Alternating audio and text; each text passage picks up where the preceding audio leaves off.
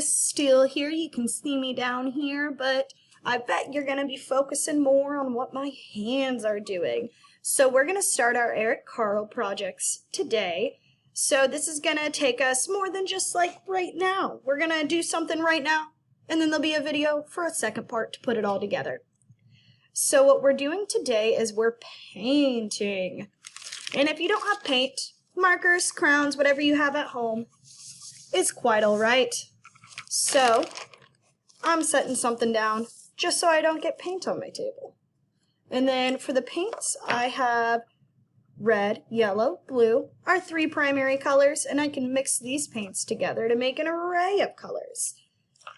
And then you probably, I have my paints. Let's go through what you need first. Paints, water cup, water. And then I found all of these different things that I'm going to use to kind of make texture on my paint. So I found a stick. I have a wooden tongue depressor. I can't remember the name of them. Popsicle stick. Just another kind of harder paintbrush that I can use. And then I think I'm going to use the bottom of this to kind of make dots. So then we have what we need. I have just 3 pieces of scrap paper. You'll want a few pieces of paper because we're going to paint this entire thing, and then we're going to cut it out to make stuff later. So we're going to use this to cut out to make our hungry caterpillar and make any other details like grass or a sun. So I'm going to start with this one. And then I'm going to start painting. But if you see, I don't have green, but I want green. So I'm going to mix me up some green. Green is a secondary color, which just means that we use 2 primary colors to make it. So I'm pulling over some yellow, and now I'm going to pull over some blue. Mix them together, and there you go. There's green. There's green. And then I'm going to start just painting this entire thing green, because I think I want my caterpillar to be green. Maybe I'll put a little more yellow in there. And then I can start taking these other tools to add texture into it. So maybe I want like that.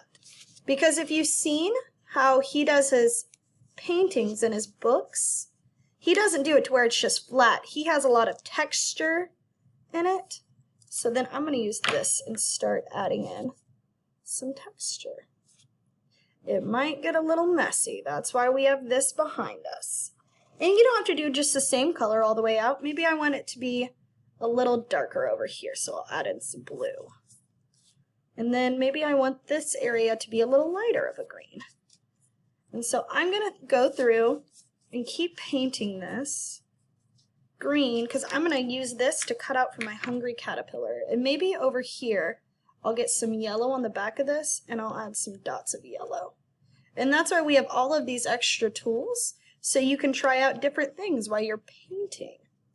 And like I said, if you don't have paints at home, that is quite all right. You can use markers instead, and or crowns or colored pencils, and you just want to color the entire thing and start adding in some different kinds of like texture in it. You don't want it to look just all flat. Go back and add in some of this green. Maybe just scoop these both on here.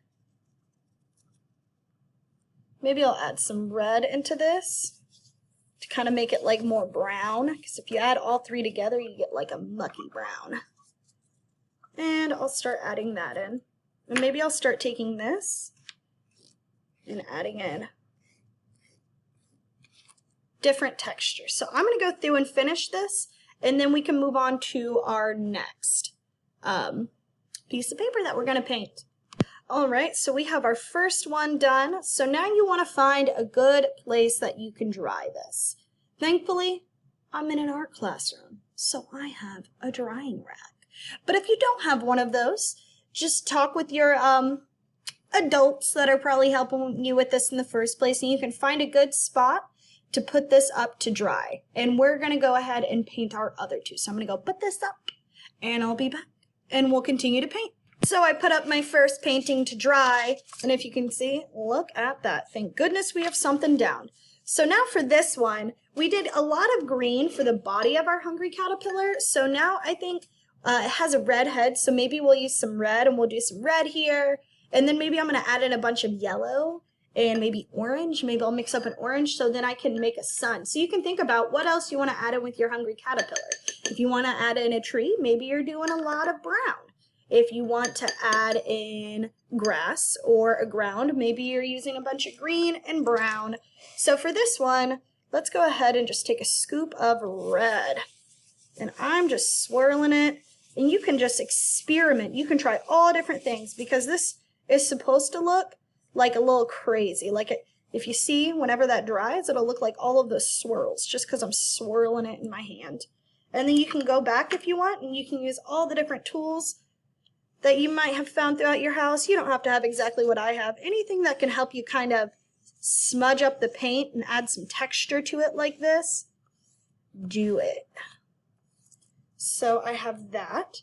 And I'm going to go ahead and clean off my brush. So I have my cup of water. You dip it in. You swirl it, swirl it, swirl it. Gently. You don't want to do it too hard because you don't want water splashing everywhere. A gentle tap, tap, tap. And look, we're cleaned off. If your water gets too dirty, you can always go get fresh water. So I'm going to add in a bunch of yellow right here. And maybe some orange. So I'm just going to keep coloring this. And I think I'm going to do like red, orange, yellow. And I will check back in with you guys whenever I'm done. So I just got done painting this. And as you can see, I used all my different tools to do dots or add in different textures with my paint. So this is going to go to the drying rack. I have a third one I want to paint. You guys can, paint as many as you want because all we're going to do is we're going to take these and we're going to cut them up later to make our hungry caterpillar. I think about 3 is good just so I can focus on making one green for the body, one a little more red so I can use it for his head and other stuff, maybe a snack for him, maybe I'll add in a treat. And then this one, I'm kind of going to focus on doing it brownish with a little greenish so then I can cut it out for grass at the bottom, and I can also have some brown so I can give him some legs. So I'm going to go put this on the drying rack, get this painted brown, and I will be back. All right, so I just painted the third one. I'm going to go back in and add in some texture using my tool. This part can be a little messy. Maybe over here. We'll add in some lines right there.